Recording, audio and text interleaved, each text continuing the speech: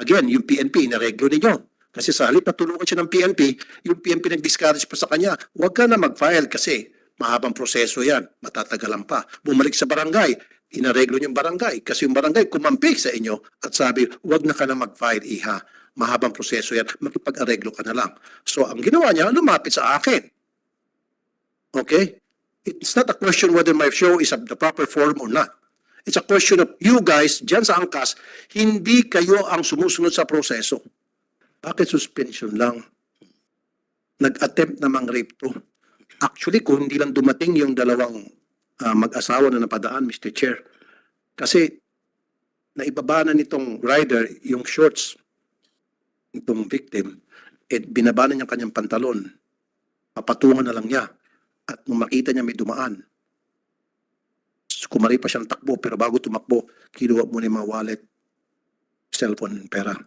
Kailangan dumaan sa proseso pag pabor sa inyo. Pag hindi pabor sa inyo, hindi na kailangan.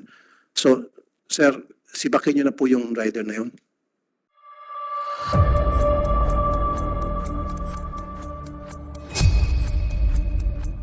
Andito ba yung angkas? Representative na angkas? Yes, Your Honor, Mr. Okay. Senator. Alam niyo na yung kaso na inilapit sa akin, ano, yung isang rider ninyo, nag-attempt na i-rape yung kanyang pasahero at ninakawan pa. Yes po, Mr. Senator. We've been informed and are aware of Okay, that. and then yung pong complainant nag-file ng blatter and then nag-reach out sa inyo, pinagtataguan nyo hanggang sa pati kami pinagtataguan nyo. Ganun bang patakaran nyo na pagtatakpan nyo yung mga nagkakamali yung rider? Your Honor, Mr. Chair, Mr. Senator, definitely po, hindi po ganito yung patakaran namin sa angkas. Pero, Mr. Senator, unahin ko na po, gusto ko pong, on behalf of the company, kami po ay humihingi ng paumanhin. Hindi lamang po sa, hindi pag-appear po, sir, doon po sa proper forum dito po sa ating show, but also doon po sa delay na nangyari po. No, forget about my show. Forget about it. Yeah. Pumunta sa akin yung complainant as a last resort. Dahil nga hindi niyo pinapansin. Dumaan siya sa proseso. And what is that proseso? Pumunta siya muna sa barangay, nagpa-blatter. Pumunta siya sa PNP, pa-blatter. And then tinawagan kayo para kunin yung pangalan ng rider ninyo sapagkat ninakaw nga yung wallet at saka cellphone. Nandun yung mga information about the rider. Kinukuha sa inyo, ayaw nyo. Pakinggan siya, ayaw niya mag-cooperate, pinaikot-ikot siya, and then bumalik siya sa PNP. PNP, pinuntahan niya para PNP na mag-request sa inyo na ibigay yung information so that, kung sinong rider na, so that she can file a case against that person in court. Again, yung PNP, inareglo ninyo. Kasi sa halip na tulungan siya ng PNP, yung PNP nag-discourage pa sa kanya, huwag ka na mag-file kasi mahabang proseso yan, matatagalan pa. Bumalik sa barangay, inareglo yung barangay kasi yung barangay kumampi sa inyo at sabi, huwag na ka na mag-file, iha. Mahabang proseso yan, makipag-areglo ka na lang. So, ang ginawa niya, lumapit sa akin. Okay? It's not a question whether my show is the proper form or not. It's a question of you guys, dyan sa angkas, hindi kayo ang sumusunod sa proseso. Kayo ang pabaya sa inyong mga kliyente. Kasi kung sinunod yung tamang proseso, na tumawag yung inyong kliyente, tumawag yung PNP, pinagbigyan nyo, hindi na sana nakarating sa akin. Now, pinabayaan niyo makarating sa akin. Dito tayo nga sa Senado. Tama po yun, Mr. Senator. No? Gaya po na sinabi ko kanina, hindi lamang po kami humihingi ng paumanhin sa inyo and of course to our honorable senators and members of government. Pero Senator, lalong-lalo na po doon po sa ating pasahero.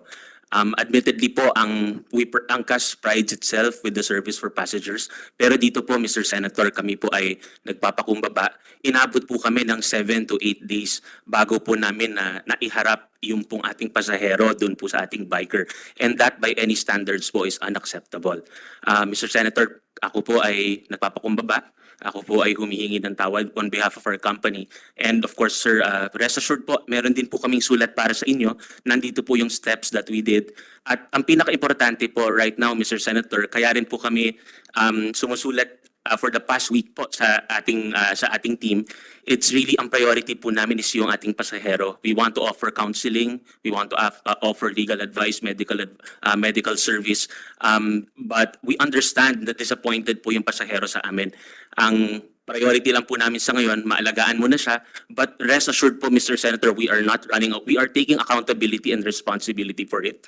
Ako po mismo ang humihingi ng dispensa po para po sa aming kumpanya. But rest assured po, sir, we will definitely, lalong-lalo na po for grave incidents, criminal offenses, sexual assaults. Actually po, Mr. Senator, just yesterday, we created a separate hotline na po for criminal offenses, among other action items po. And even in the organization po, Mr. Senator, we are starting a campaign on gender sensitivity and handling cases po na of this nature.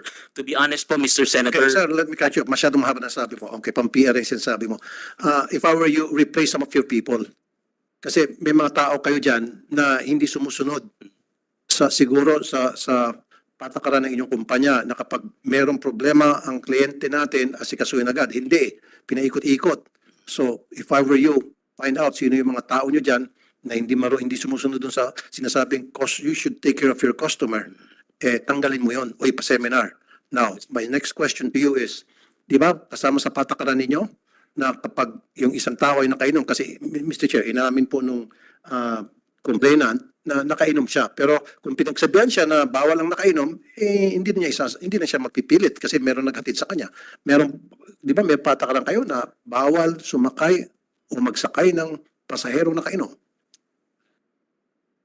Mr. Chair, Your Honor, tama po yun. We have that policy po na hindi po dapat. Is that being followed? In, To the book, to the letter? Mr. Senator, masasabi ko po. Because I've heard a lot na hindi.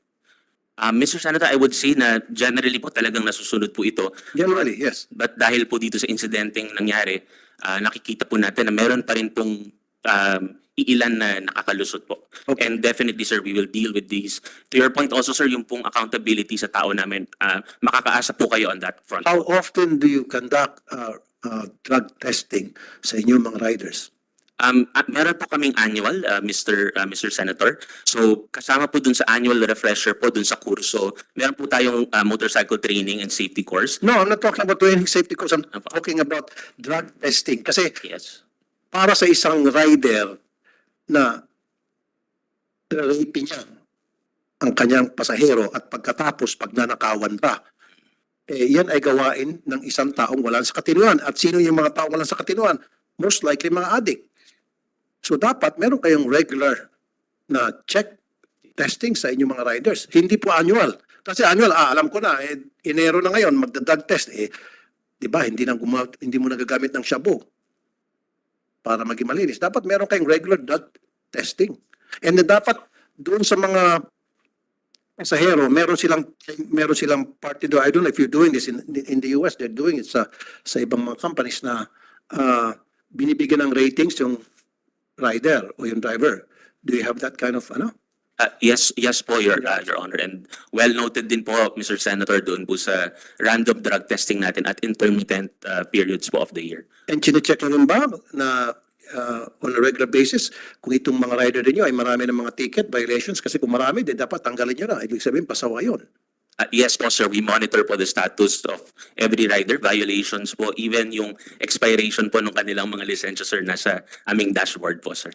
So we monitor the profile and the activity of the biker po. Okay. Lastly na lang, Mr. Chair, siguro we have to come up with some legislation to protect the riding public against some riders. Hindi naman lahat, Hindi naman lahat. Ayoko naman madama yung buong kumpanya mo at saka lahat ng yung iba pong mga riders. But I want to protect itong mga pasahero ninyo, yung mga kliyente nyo. You should protect them because you will not be in business kung hindi dahil sa inyong mga pasaheros. So you should take care of your pasaheros first and foremost. Di ba may kasabihan pa nga, customer is always right? You should abide to that saying. Okay? Yan lang po, Mr. Chair. Thank you po. Tulpo, pero dagdagan ko, may winaw from Angkas. Anong status na nung kaso? Sa kasalukuyan po, Mr. Chair, Your Honor, yung pong biker that has been accused has been suspended. Hinarap na po natin siya doon po sa barangay at sa kapulisan. We have been trying to reach out po, Senator Raffy, to the family of the victim. In fact, pinuntahan po namin sa sa kanila pong tirahan to offer po yung counseling, to offer basically po. Criminal case, may final kayo? May Ah, na-file? ah, Sabi kasi ni Senator Tulfo, inareglo nyo pa. Siguro po, just to clarify, Mr. Chair and Senator, yung pong the entire process po doon po sa barangay at sa police, bawal po kami pumasok doon sa loob. So, it was So sorry, Mr. Chair, makasingit. That's BS. That's plain and simple BS. Bawal makapasok. Nareglo nyo yung PNP, nareglo nyo yung yung barangay. Kasi para sabihin ng police, Mr. Chair, huwag ka na kasing mag-file ng kaso, ang habang proseso yan, sakit sa ulo, etc. etc. Magkipag-arreglo ka na lang, pumunta ka na lang, makipagkita ka na lang sa kanila. O yan yung mga salita ng mga pulis na naareglo. Ganon din sa barangay. And then, hindi makikipag-areglo sa inyo ang complainant because I made sure. Binigyan ko po ng pera, Mr. Chair, yung complainant para rin siya makipag-areglo. Sabi ko, huwag ka makipag-areglo, bigyan natin ng leksyon itong nang walang hiya sa'yo, itong rider. I want him in jail. Okay? Salamat, Senator Tulfo. Can you confirm that na inareglo nyo, hindi nyo inareglo, pero sinuspende nyo lang yung rider? Opo, sir. We definitely suspended the rider, point number 1. Doon po sa pag-areglo, Mr. Senator, to be honest po, yun, wala po talaga, hindi po namin kilala yung mga miyembro po ng kapulisan sa presinto ngayon, neither po yung barangay, and neither were we there po during the proceedings po, Mr. Senator, no? Hindi ko po alam kung ano po yung dahilan ng ating oficiales, ng mga kapulisan at barangay for them to say na aregluhin mo na lang. Ang alam po namin, Mr. Senator, doon po yata sa dulo, ito po yung huling araw po na nakikipag-usap po sa amin yung pasahero.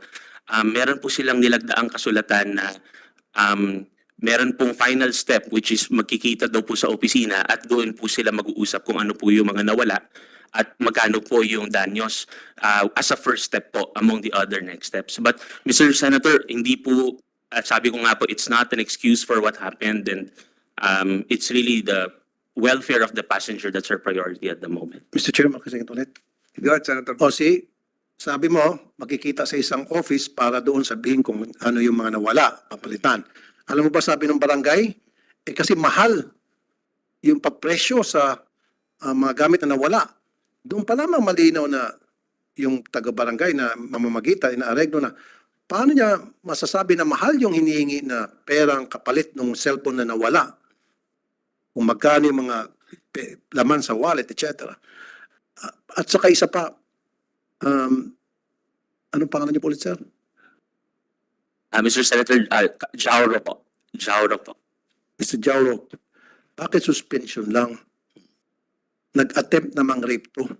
Actually, kung hindi lang dumating yung dalawang mag-asawa na napadaan, Mr. Chair, kasi naibaba na nitong rider yung shorts nitong victim, binaba na niya kanyang pantalon, papatungan na lang niya, at nung makita niya may dumaan, kumari pa siya ng takbo, pero bago tumakbo, kinuha muna yung mga wallet, cellphone, pera. So, suspension lang yan. Sana mabi. That should be sipak. Outright dismissal. Bakit suspension? Mr. Senator, yung pong suspension is subject po doon sa investigation na gagawin po ng ating kapulisan. So it's not, hindi po siya parang permanenteng ito po yung action natin, but it's more of habang nag-iimbestiga po yung ating kapulisan, dahil hindi po kami yung mag-iimbestiga, it's really the police officers po. Pending po the findings, hindi po siya makakapasok sa aming app, pero after po ng findings ng kapulisan at meron po talagang probable cause, we definitely remove them po from the app, sir. Pero dapat para naman mabawas-bawasan yung sama ng loob ng biktima, sibakin nyo. Anong suspension pa? Anong hintay-hintay nyo pa yung proseso? Puro kayo proseso. Na yung proseso naman palpak, kaya lumapit ka sa akin. At alam niyo naman talaga nangyari yung muntik na ma-rape yung biktima. You know that kasi tinatago-taguan nyo siya eh. Kasi kung hindi nyo siya tinatago-taguan, then hinarap nyo siya, then you believe na hindi nangyari yun.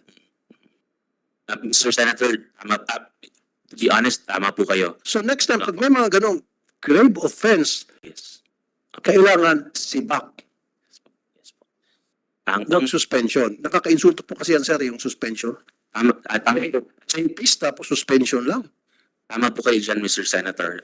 To be honest, now na dalawang linggo po matapos po yung insidente, ang initial po ang assessment po talaga namin is unang-una masyadong nandoon sa level ng proseso na walang tumingin doon sa Alam mo sir, pag kayo against sa inyo, proseso. Pero kung in favor sa inyo, walang proseso. Di ba? In favor sa inyo yung proseso kasi punta ng punta yung tao sa inyo, ayaw yung kausapin. Pero ngayon, yung inyong rider na loko-loko, kailangan dumaan sa proseso. Huwag mo nang suspindihin. Huwag mo nang si Bakit suspindihin lang muna. Hanggang sa kung anong resulta sa investigation ng PNP. Parang hindi yung pinaniniwalaan yung biktima. Mas pinaniniwalaan nyo yung suspect, yung inyong rider. Di ba? Nag-guess nyo? Pag in favor sa inyo, proseso. Pag against sa inyo, wala nang proseso. Di ba? Kailangan dumaan sa proseso pag pabor sa inyo. Pag hindi pabor sa inyo, hindi na kailangan.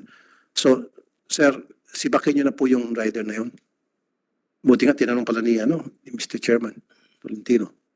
I want that na dismissed. we hear you po, Mr. Senator, and we will definitely take action on And that. then I'll make sure na hindi na siya pwedeng magtrabaho sa anumang kumpanya dahil delikado siya. He's a danger to the society. Maghanap siya ng ibang trabaho, wag lang yun. Depende lang kung makasuhan siya at makulong kasi I'll make sure he'll pay for it for what he did to the victim.